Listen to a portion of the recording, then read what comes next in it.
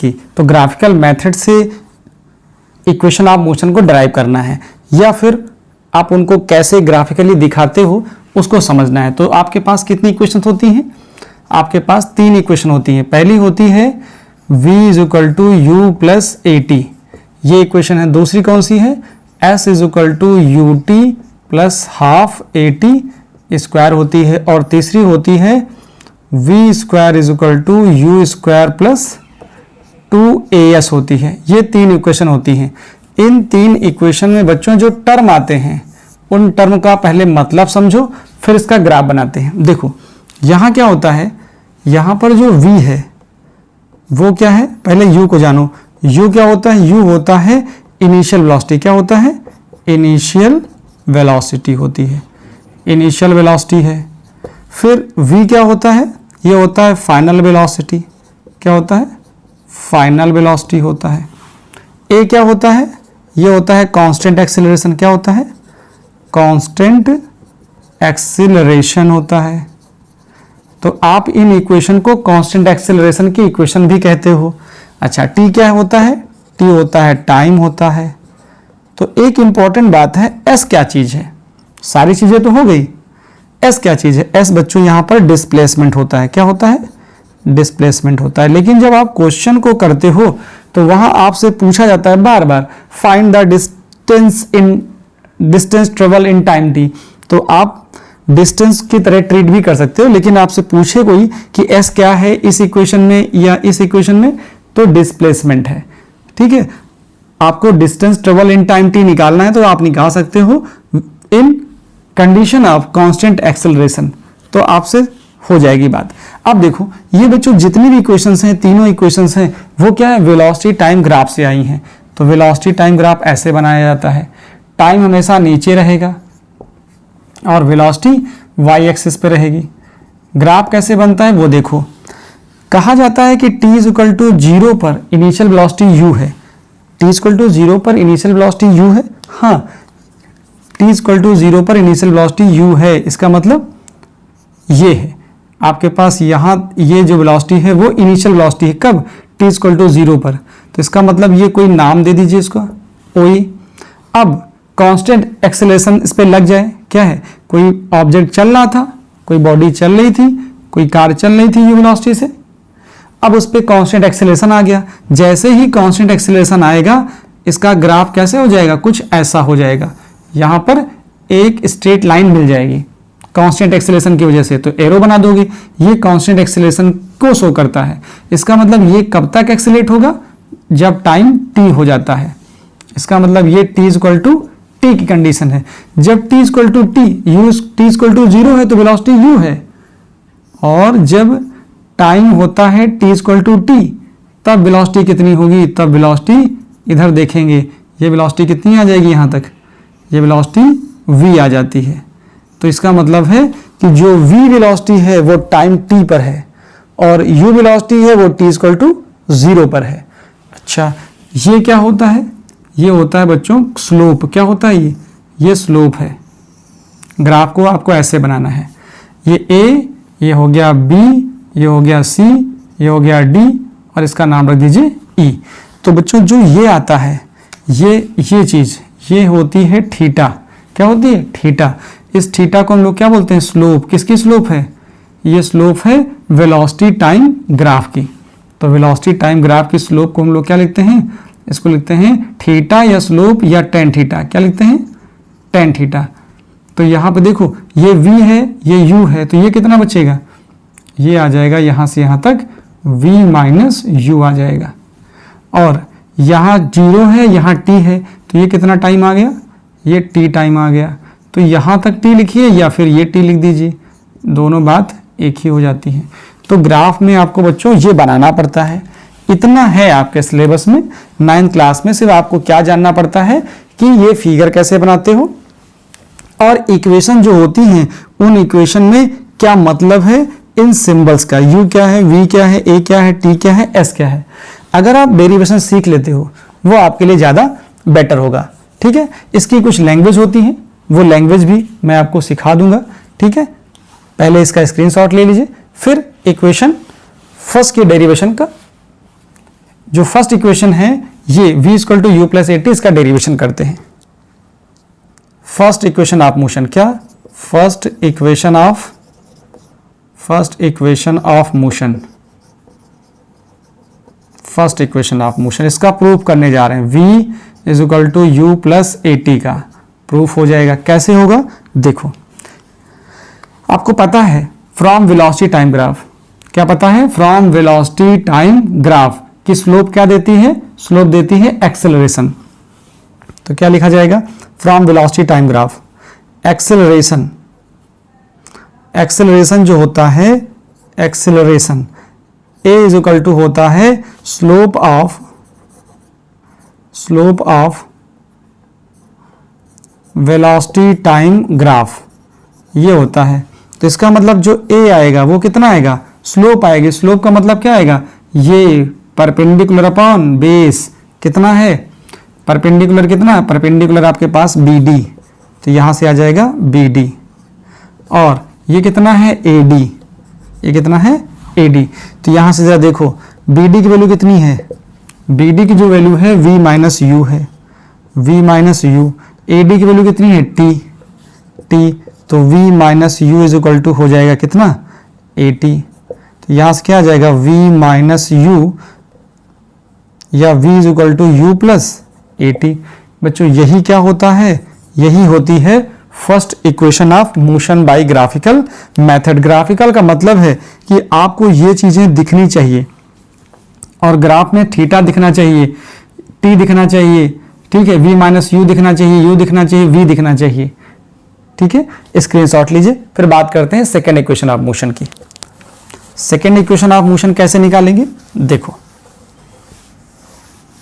इसको हटा देते हैं। Second equation of motion, second equation of motion, heading लगाइए, सेकेंड इक्वेशन ऑफ मोशन। अब सेकेंड इक्वेशन ऑफ मोशन क्या चीज है देखो, फर्स्ट इक्वेशन ऑफ मोशन किसमें रिलेशन देती है? ये वेलोसिटी और टाइम में रिलेशन देती है। किसमें देती है? ये वेलोसिटी और टाइम का रिलेशन देती है, v और t रिलेशन देती है, ठीक है, ये vt रिलेशन देती है। और ये किसमें देती है? देखो कांस्टेंट एक्सेलरेशन है, तो यह क्या आएगा? यहाँ पे आएगा डिस्प्लेसमेंट टाइम रिलेशन है, क्या है? ये st रिलेशन है, क्या है? st रिलेशन है। ये किस में आएगा? देखो यहाँ पे आ जाएगा वेलोसिटी और डिस्प्लेसमेंट रिलेशन, क्या आ जाएगा? ये v और s रिलेशन है, क्या है? vs रिलेशन है। आपको देखना पड़ेगा कि वेलोसिटी और डिस्प्लेसमेंट में रिलेशन चाहिए, या फिर डिस्प्लेसमेंट टाइम में चाहिए, या वेलोसिटी और टाइम में चाहिए। कौन सा रिलेशन लगाना है वो देखना पड़ेगा, क्योंकि सब में तो a कांस्टेंट ही है। चलो क्या बात करनी है? s is equal to U T plus half a t square. यहाँ पे देखो ये चीज जो दी गई है ना, s क्या है? s है बच्चों डिस्प्लेसमेंट, क्या है? डिस्प्लेसमेंट है। अब आपको पता क्या है? Velocity time graph. Velocity time graph का जो एरिया होता है, एरिया अंडर वीटी ग्राफ, जो वीटी ग्राफ का एरिया होता है वो क्या देता है? वो देता है डिस्प्लेसमेंट देता है। तो यहां लिखा क्या जाएगा? यहां लिखा जाएगा displacement s is equal to, क्या लिखूंगा मैं? Displacement, displacement s is equal to area under VT graph. क्या लिखा जाएगा? Area under VT graph. तो वीटी ग्राफ जो बना है उसके अंदर का एरिया लेना है। मतलब ये वेलोसिटी टाइम ग्राफ का वेलोसिटी और टाइम ग्राफ जो आया है वो ये आया है ए बी, तो इसके नीचे का एरिया लेना है। मतलब क्या लेना है? एरिया ऑफ ट्रायंगल और एरिया ऑफ रेक्टेंगल। तो ये लिखा जाएगा एरिया ऑफ रेक्टेंगल, रेक्टेंगल क्या है रेक्टेंगल में? ओ ए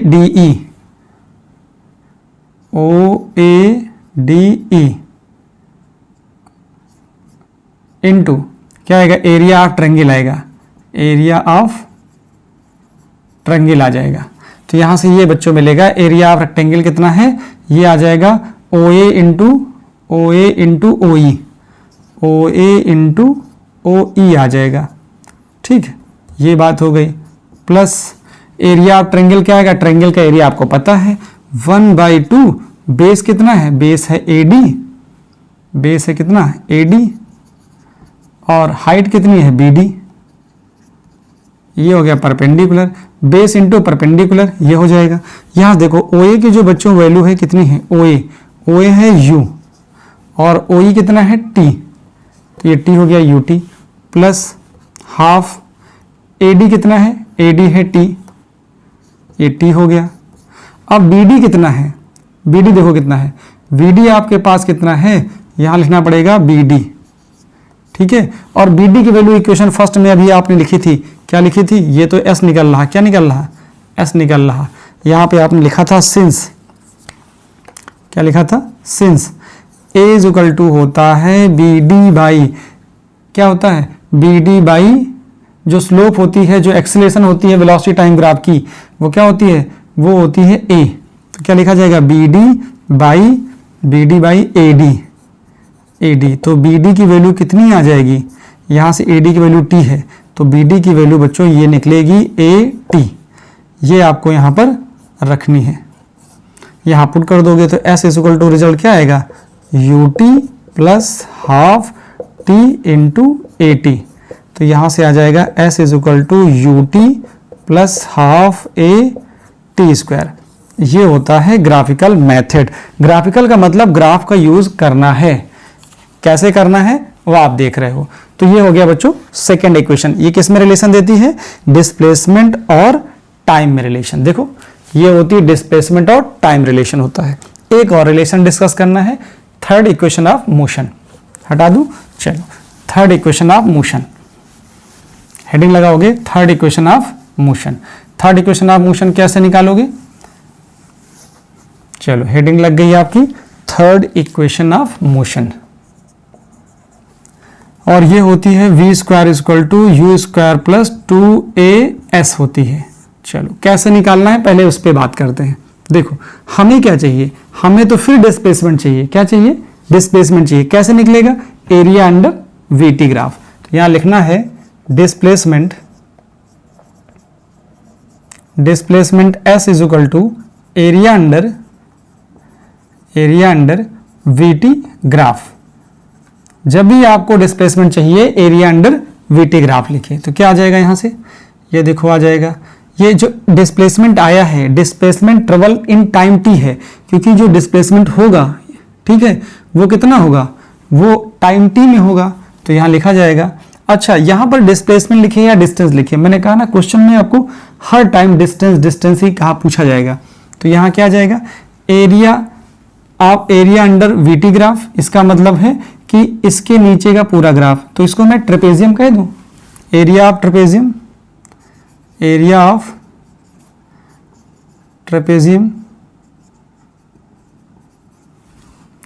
एरिया ऑफ ट्रेपेजियम यहाँ कितना आएगा जाके, ये आ जाएगा ट्रेपेजियम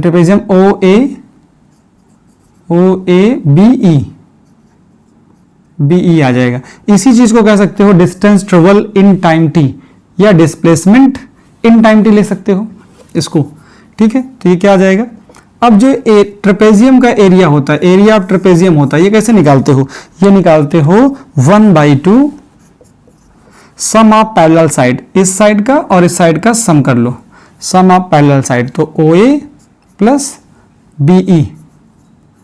BE हो गया इनटू परपेंडिकुलर डिस्टेंस इनके बीच में, तो क्या हो जाएगा, OE हो जाएगा, ये आ गया। अब इनकी वैल्यू पुट करोगे, S is equal to 1/2, OA क्या होता है, देखो OA होता है U, ये तो U आ गया, प्लस BE क्या है, BE ये है, जो BE है वही तो OC है, इसका मतलब ये V हो जाएगा, यहाँ V आ गया इनटू OE आ गया। तो ये आप लिख सकते हो S is equal to 1/2 V plus U into OE। अब OE को ग्राफ से कैसे देखते हो, OE को ग्राफ से कैसे देखते हो ये देखना है। देखो जो OE है ये क्या है, OE को हम ग्राफ से लेना चाहते हैं। ग्राफ से कैसे लेना चाहते हैं, देखो सिंस ये होता है एक्सेलरेशन क्या होता है, ये होता है BD, क्या होता है BD अपॉन ये होता है AD। अब जो BD है वो तो ठीक है, जो AD है वही तो OE है, जो AD है वही OE है। अब मुझे क्या चाहिए, मुझे चाहिए, देखो ये OE जो है वो T है, क्या है, OE जो है वो T है यहाँ पे, ठीक है। तो OE की वैल्यू मुझे चाहिए थी, तो यहाँ से मैं लिख सकता हूँ VD, क्या आ जाएगा, देखो ये लिखा जा सकता है OE is equal to BD by A, ठीक है। अब जो ये BD है, BD की वैल्यू कितनी है, ये है V minus U by A, ये वाली वैल्यू यहाँ पर रखनी है, रख देंगे तो क्या आएगा, S इज इक्वल टू 1/2, यहाँ पे आ जाएगा V minus V plus U, और यहाँ पे आ जाएगा V minus U by A। तो ये A इधर मल्टीप्लाई कर देंगे तो ये आ जाएगा 2AS, यहाँ से V minus U, V plus U, तो बच्चों ये बन जाता है V square minus U square. तो ये रिजल्ट आ जाएगा V स्क्वायर, U स्क्वायर इधर भेज दोगे, V स्क्वायर इधर रहेगा, तो ये ऐसे हो सकता है U square plus 2AS is equal to V square, या इसको सीधा सीधा लिख दीजिए V square is equal to U square plus 2AS। तो यहाँ से ये फाइनल रिजल्ट आ जाता है। ये है बच्चों थर्ड इक्वेशन ऑफ मोशन। तो इस तरह से ग्राफ में आपने देखा कि कैसे स्लोप का यूज किया जाता है। आप देख रहे हो तीनों इक्वेशन को करते समय आप स्लोप लिख रहे हो। स्लोप का मतलब, स्लोप किसकी, वेलोसिटी टाइम ग्राफ की स्लोप क्या होती है, एक्सेलरेशन होती है। एक्सेलरेशन यहां भी आया है, क्या आया है, ये acceleration from velocity time graph, किससे आया है, फ्रॉम वेलोसिटी टाइम ग्राफ, क्या है, वेलोसिटी टाइम ग्राफ। ये एक्सेलरेशन है, क्या है, ये एक्सेलरेशन है फ्रॉम वेलोसिटी टाइम ग्राफ। जो एक्सेलरेशन है वो यूज किया जा रहा है, यहां पे यूज कर रहे हो। सेकेंड इक्वेशन में भी आपने यूज किया, फर्स्ट में यूज किया, मतलब फ्रॉम वेलोसिटी टाइम ग्राफ की जो स्लोप होती है, जो एक्सेलरेशन है वही स्लोप है, क्या है, जो एक्सेलरेशन है वही स्लोप है। तो आप एक्सेलरेशन को ले सकते थे स्लोप, मैं थोड़ा और अच्छे से लिखना चाहूं तो ऐसे लिख सकता हूं, ए क्या होता है, ये स्लोप होता है। स्लोप का मतलब क्या था, BD अपॉन AD था, AD था, तो BD को BD ही लिखा और AD को लिखा था मैंने OE। ये यहाँ पे मैंने OE को इधर कर लिया, A को नीचे कर दिया, तो BD की जगह पे V माइनस U लिखा है, V माइनस U, फिर आगे मैंने वैल्यू पुट कर दी है यहाँ पर, तो रिजल्ट आपको मिल जाता है। तो बच्चों इस तरह से आपको equation of motion by graphical method attempt करना है और ये इंपॉर्टेंट होता है, ठीक है। तो इसको नोट डाउन कर लीजिए।